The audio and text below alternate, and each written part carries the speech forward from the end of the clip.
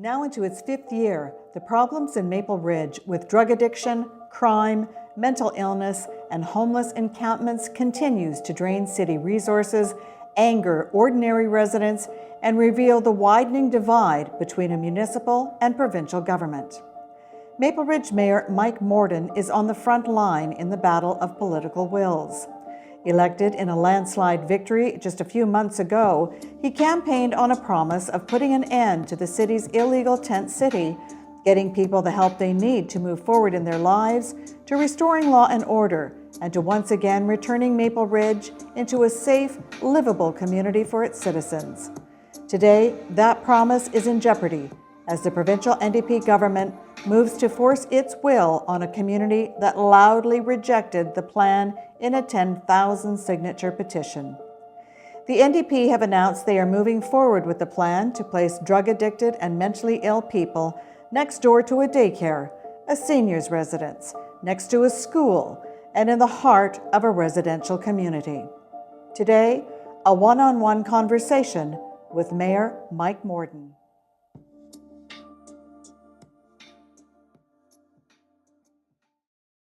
Mayor Morden, what is happening now between the City of Maple Ridge and the NDP provincial government?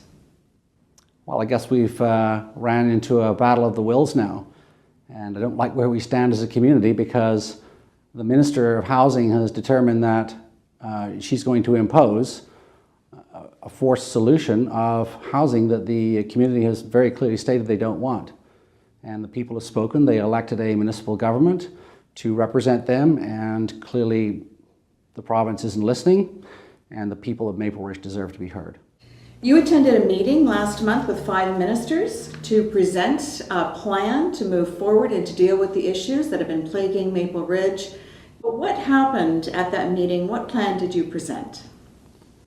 Well, in the original meeting, we basically talked about all of the problems that we have. So we have problems to access health care. We have a lack of affordable housing. We need more seniors housing. We need diverse housing options. But we also talked about a number of other problems that we have, such as prisoners being dropped off in our community and the fact that the public don't feel safe.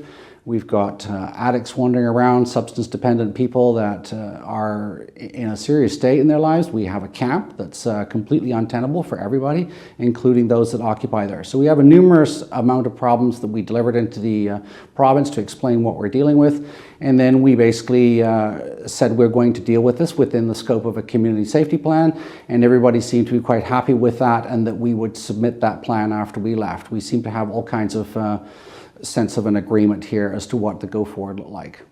So after that meeting, what was your expectation, and then what happened as far as the reaction from the province? Well, my CAO and I, we came away from that and we felt quite positive about the whole thing, and it was important for us to engage with the province because we understand what our role is, and that is to ensure that our citizens are looked after, and the role, of course, of the provincial government is to make sure those services are facilitated for those that need them. And so that's what we felt we had achieved, is a good understanding on what working together would look like from here. And what happened? Well, a week later after that meeting, I got a phone call from the minister, and she explained to me that there was an imminent need to provide housing to those in the camp, and that we would be required to put together an immediate and long-term social housing plan. And the next morning we embarked upon a process to get ready for council, and I got a resolution passed to show that we fully intended to honor the minister's request. And our staff actually really played great. They just completely came on board with this, and we assembled that plan.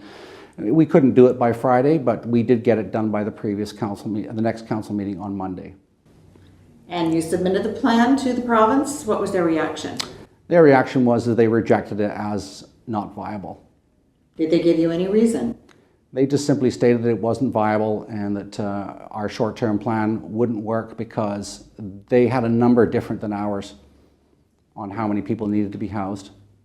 Let's talk about how much housing is needed here in Maple Ridge. Selina Robinson, the NDP minister responsible for the government's decision to push their plan for this type of modular housing, says there are about 47 beds needed. Do you agree with that? I do not. Why not? Why not? Well, because it's not that the housing program is wrong. It's not about the type is wrong. It's about the model that's delivered to us that's incorrect and it doesn't work. So we have 3 facilities in Maple Ridge right now that are operating under this model. We have Royal Crescent Modulars, which was also imposed upon us by the province a year ago. And then we also have Alouette Heights, which is a transitional housing facility, which has now become completely low barrier. And then we have the Salvation Army that's also operating 60 shelter beds as well and 15 transitional beds. So all in all, we're doing an awful lot of share within the region, and we feel that we've done more than our share, but people keep coming to our community and we just can't seem to be able to get on top of it, which is largely an addictions problem. Well, the minister is insisting, and she's sending form letters saying that this type of modular housing is working very well. She's been on television telling the public this is Housing First is working very well. You disagree? I do. So the short of it is Housing First is wonderful as long as all 4 pillars come along for the ride. And what's happening here is practically speaking is that we don't have all 4 pillars operating. So in order to get people the help that they need and advance them forward in their lives, we need all of those pieces working. And today we have very clear evidence in many communities. All you got to do is head to Victoria or head to Nanaimo or go into the Surrey Modulars or take a look at the latest statistics from our Royal Crescent, which has only been in operation for 5 months, and you see that crime numbers are through the roof. There are arrests, and people are continuing to be in a state of addiction, and they're dying, and that's the bottom line. We've got multiple deaths in Alouette Heights. I believe 6 is the number. In 2 years, we have 2 already in Royal Crescent, which has only been in operation for 5 months. So I'm suspecting that's not working very well. If you take a look at the downtown east side, we're spending over $1 million a day there in 8 city blocks. It's clearly not working. People are not getting better. The death rate is increasing, and this is about fentanyl. That's the problem, and we need to get at that. And to do that, we're going to need all 4 pillars operating. And the people of Maple Ridge are very clear. We're caring. We will want to solve a problem, but we will do so in a way that's going to work for us and deliver good end results for the people. How much has this cost the city of Maple Ridge? Well, Tent City itself is costing us around $3 million a year. That's numbers from BC Housing and from the city, $1.3 million from BC Housing a year annually, as well as the rest of it is $5,000 a day for the city just to handle this on a legal basis with staff. So those numbers are light compared to add all the costs for emergency response, police response, fire department response, parks to do cleanup work, garbage removal, heats. The list just keeps on going. And this city's been at this, trying to address this problem now for 5 years. You know, we started with 84 homeless people 5 years ago, and here we are right now. We've got probably close to 1,000 parked in various forms of housing in various types. So we've got scattered housing, probably nearing on 900 people that are all placed by BC Housing in our midst. Most of them are in addictions. They're in active addictions if they've not been through programs in order to help them get better. Well, let's talk about scattered housing in Maple Ridge. You say almost 1,000 people are in rental housing. Has this affected other citizen groups in Maple Ridge that are in need of housing? The disabled, senior citizens, single moms? Clearly that's a byproduct when all your affordable housing stock is going to rental supplements in order to park people that shouldn't be in people's neighborhoods, creating problems, which now we have all kinds of scattered small pockets of crime that emanate from these various houses. So the answer lies in that we can't be putting them into our residential housing stock. That's for seniors, that's for people that need low-income housing, and we need to do a lot of work there. How seniors are supposed to access housing right now is beyond me. It just simply isn't available. I know that there are no more rental supplements and there is no more available rental housing stock for people. So we're at the end of the road as far as that. We're at max capacity. We've spent as much as we possibly can. The province is spending as much as we possibly can. And this is absolutely untenable in the future. So from a financial perspective, there's the financial cost, but there's also the social cost. So we need to start being effective in how we get people the help that they need and move them forward in their lives, but we also need to be very mindful of the fact that there's a huge price being paid within our community from all of the neighbors and all the businesses that are basically being, if it's not bolted down, it's leaving. Crime simply generated by theft required to support addictions. And it's a staggering number. Retailers are losing, for each person that's in addictions, if you take $1,500 worth of retail merchandise and you go through a fence, by the time that's whittled down to about $150 a day, that's enough to support a standard fentanyl habit, and 80% of those people that are out there are addicted. And they have mental problems, but primarily there's an addictions problem with a mental health component. It's keeping our police extremely busy, and it's keeping our merchants on their toes, and they can't stop this, and they remain quiet through the process. Other services are being affected also. Let's talk about the hospital. The hospital has a very poor report card right now. It's been slowly diminishing over time, and I think that's a byproduct of the fact that this isn't resourced properly. It's not able to attend to all of the needs of a small city that's now growing into a large city. It's as simple as that. We're at 83,000 people. We have a tremendous amount of people trying to access that facility. A lot of them can't get into a medical clinic because the medical clinics are full. When the health minister is telling you he can't get a doctor for himself, is no different than half the population that are wandering around in our community that are new, that come here and looking for a doctor. Well, the doctor's offices are all busy. The retiring doctors are no longer there anymore. They're becoming aged and they're leaving the practice, and we have no new incoming doctors. So that's some other advocacy work we need to do to attract doctors to our community. Bottom line is our health services are tapped. We just can't do this.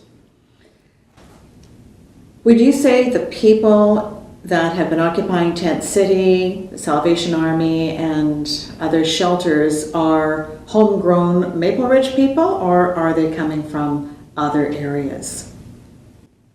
That's a difficult one to pin down, because we do have some information that suggests that people are coming from out of town. I would suggest to you this, is that the most important place that a person goes to, as long as it doesn't trigger problems for them, is to go back home. That's where their supports lie. If they're not from here, they should go back to where they live. So they've got family support around them, because it's important for people to be able to move forward, to have those connections around them that are personal, that can help them move forward, that care about them, because from my very own personal experience, you need to have family there to help people through all the barriers of access into healthcare systems, recovery, treatment, be it detox, all of those mental health services, or just for dealing with basic medical problems that you have because you've been living out there on the streets. There's a lot of healthcare needs that come along with that.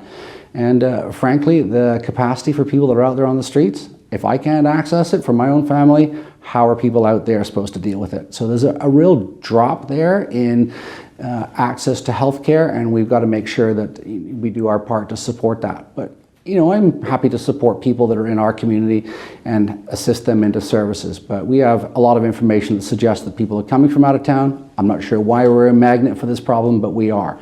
Maybe it's because we just keep adding to our housing-only basis. I affectionately refer to it, as much as people are not very happy with that, because that's what it amounts to. We're housing people behind four walls and a door, and we're expecting them to get better. And from a practical perspective, that's what's going on. Well, Minister Robinson is saying that she's providing all sorts of services and will be providing all sorts of services on this new site that she's proposing.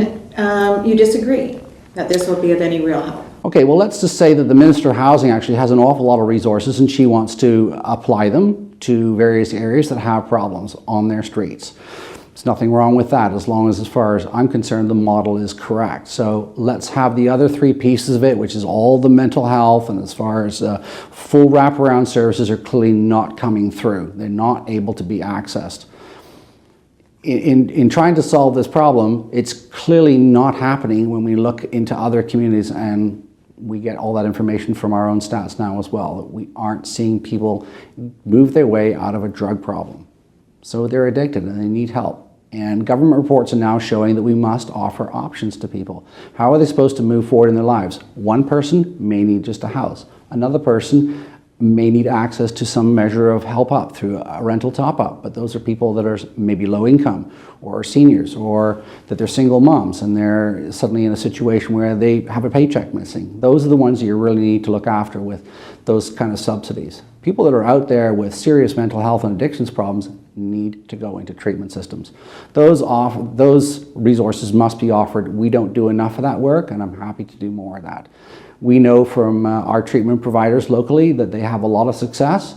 They also don't impact the neighbors. We have Maple Ridge Treatment Center, we have Hope for Freedom, we have Hannah House. There's a basket full of providers already operating in our community, and they do so successfully with no negative impacts.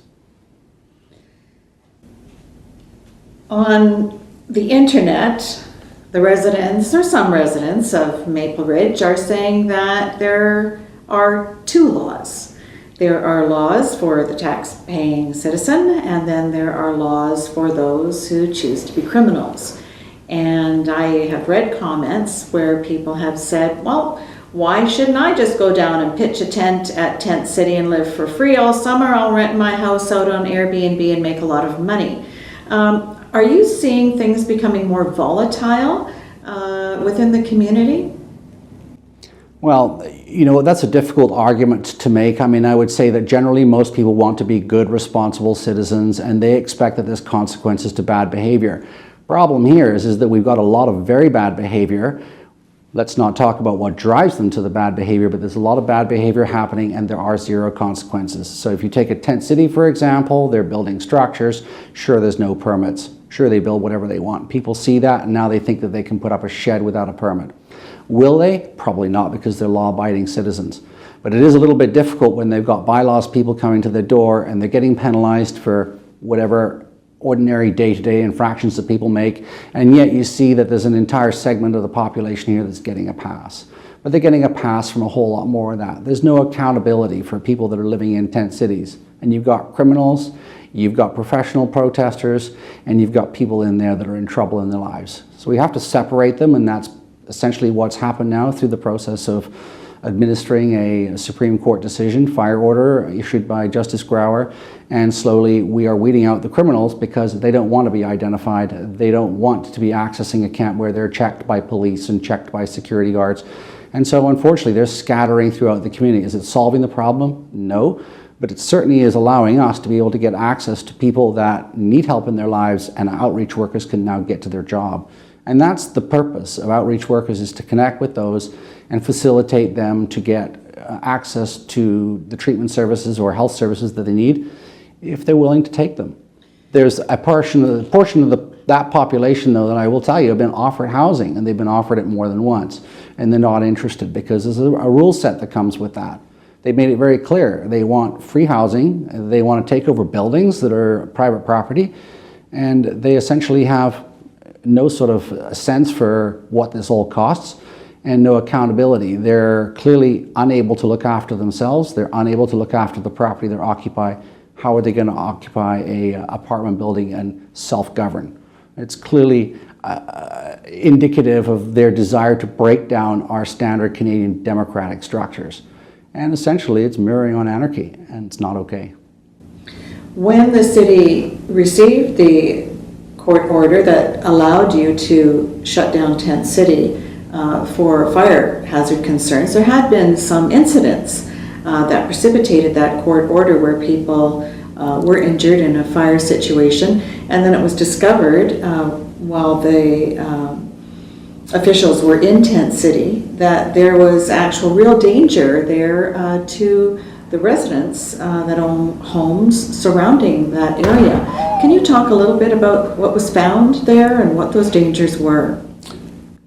So part of having a tent city when you're trying to maintain some modicum of life, which I don't think that there is for anybody living in a tent city, but however, there's a requirement under the order to provide heat and to provide electricity in order to keep basic services in the tent city operating.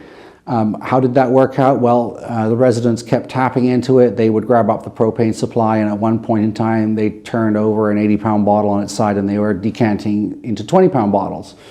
And the danger, of course, of doing that is now you're putting your entire camp at risk. The fire department advises that one of those 20-pound tanks, if it goes, it just takes everybody in the camp with it. So that's where we were working our way through a fire order. There had already been 6 fires, and then in a 48-hour window, we had 3 fires along with propane tank explosions. And that's when we went to the provincial fire commissioner and we requested an evacuation order because people were going to die. It's as simple as that, at their own hand. So sometimes you have to step in order to save lives, and I think we did the responsible thing. The fire department has responsibilities that way. Those are human lives, and we did what we needed to do.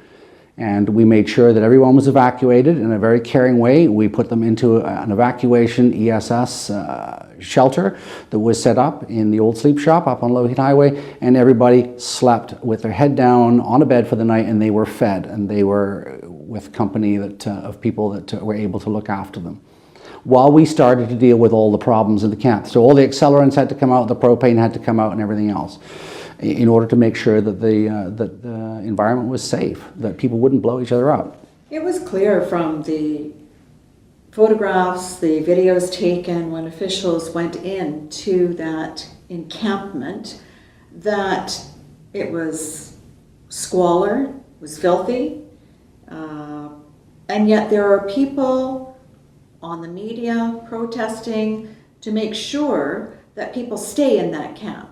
Well, I think that the truth of it is the political activist movements want free social housing that they can run under their own terms and conditions. And there isn't any of that animal unless you pay for it in Canadian society.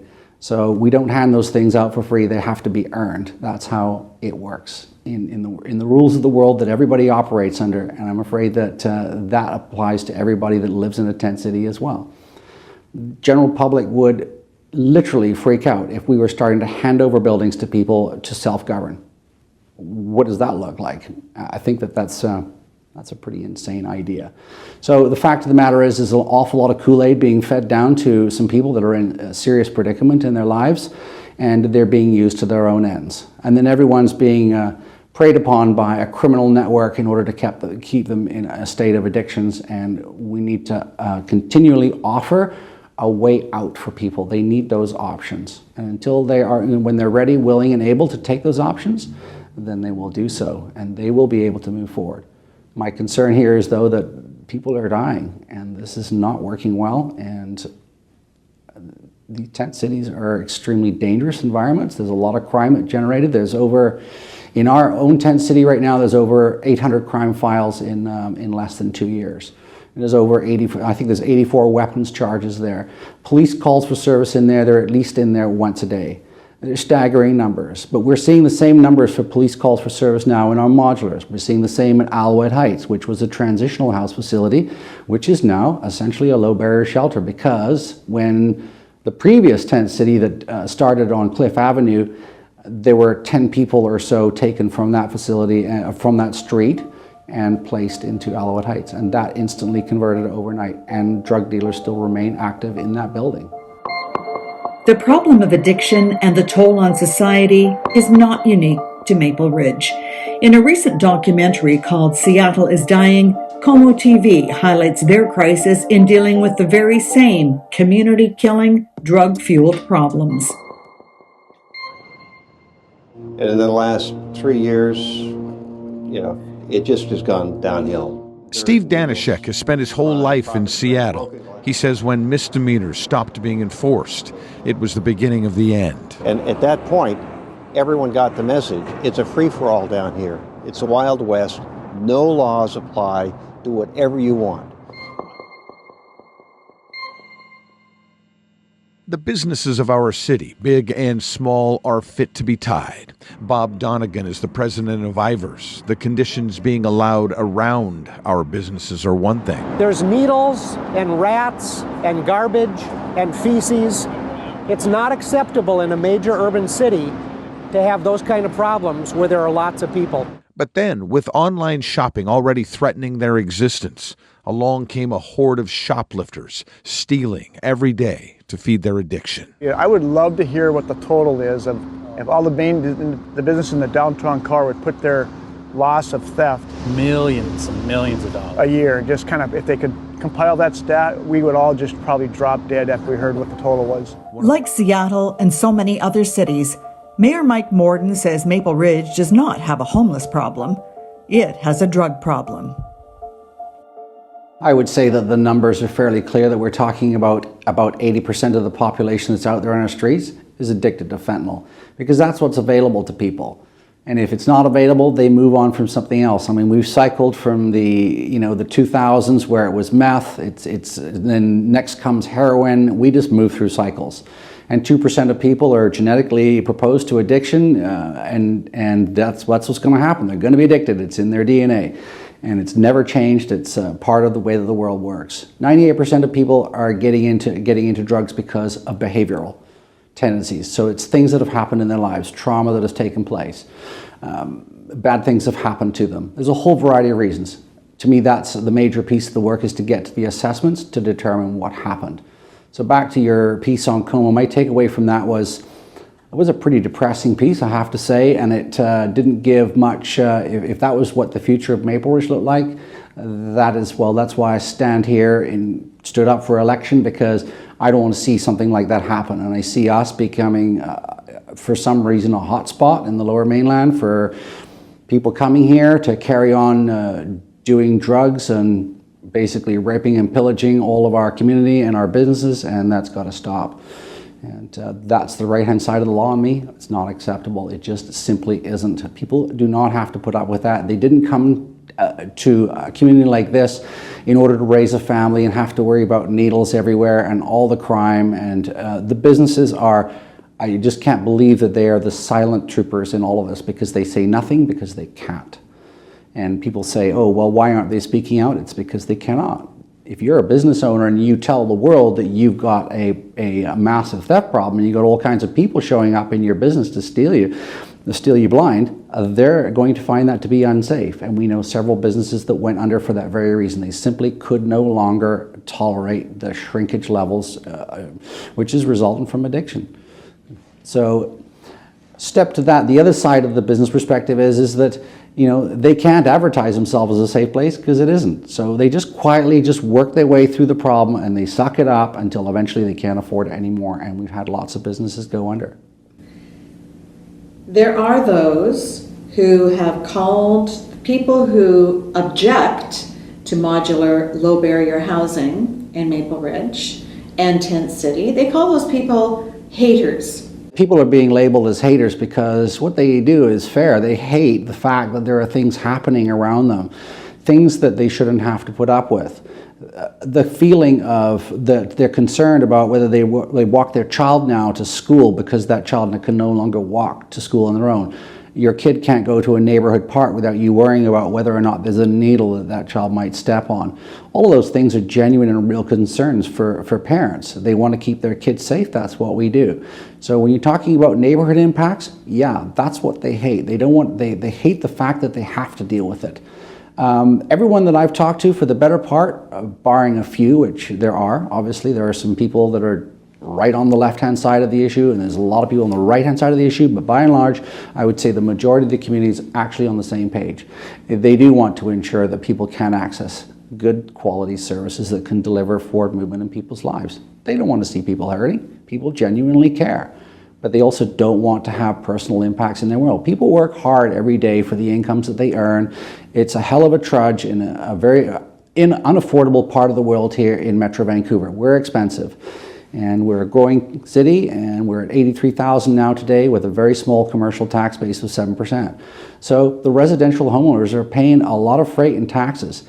And for them to have to replace their barbecues or their propane tanks, or to continually have to deal with the repairs in their cars, have to find people in their backyards. The police are completely overrun in dealing with all this petty crime that's going on to support addiction. It's as simple as that. Property crime is there to support addiction. It's easy, and that's what they're doing. And it's not going to stop, because the addict needs to be fed. It's as simple as that. So how do you stop it? You deal with the drugs. That's how it needs to happen, in my view. The community is pretty clear that that's what they want to have happen, and that's what we stood for, and we will ensure that the community is safe. There cannot be negative impacts in the surrounds of all of what addicts are out there doing on the streets. Since you were elected 5 months ago, how much of your time and that of the staff at City Hall has been spent on dealing with this issue? That's hard to determine, but I would say it's for a guy that works 16 hours a day, I guess it's It's probably consuming, 3 or 4 hours a day. It's not our only focus. We want to develop a strong local economy. We want to make sure that all the building blocks are in place to build resilience, to become strong, to provide recreation services for everybody, to ensure that families are attracted here and that we have an investment-ready environment.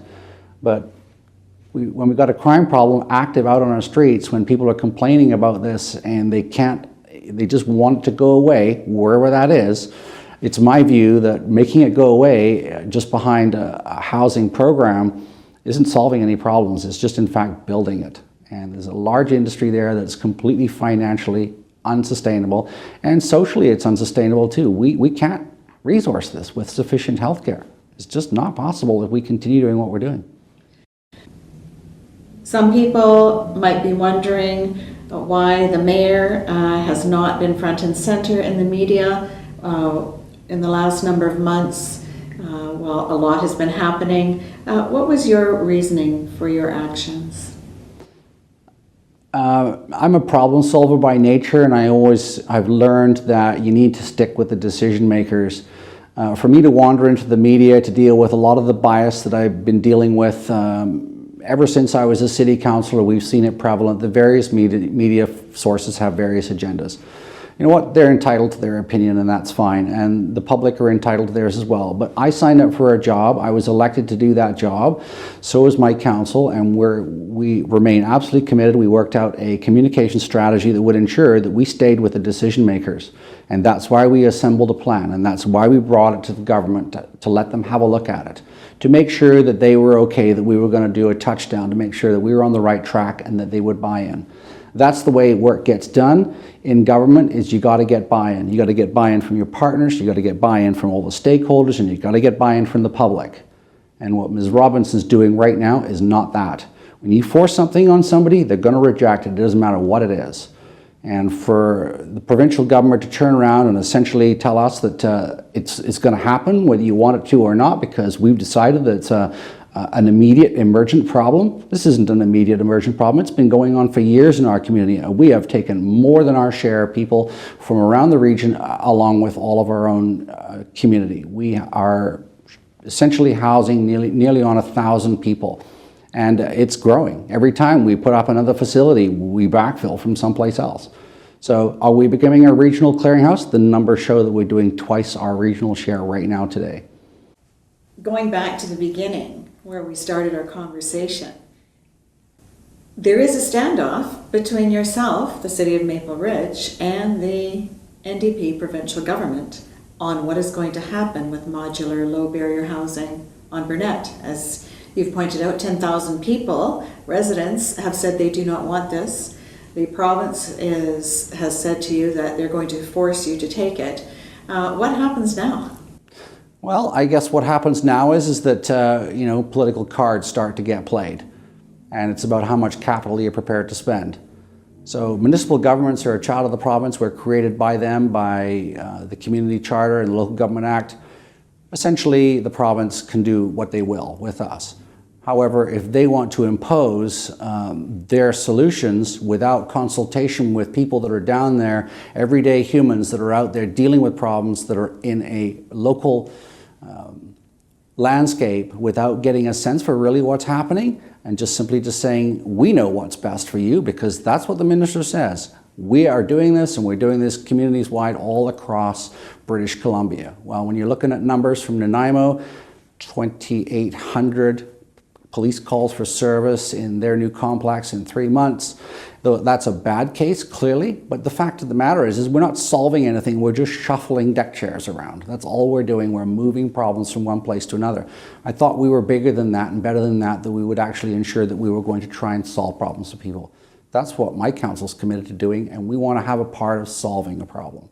We don't want to see it get worse, we want to see it get better so that our community can move forward and we can start to build resilience, economy, and all those things that a small city needs to do to become a big city, to become vibrant, to become a place where people are happy and healthy in their lives. Thank you very much for this conversation.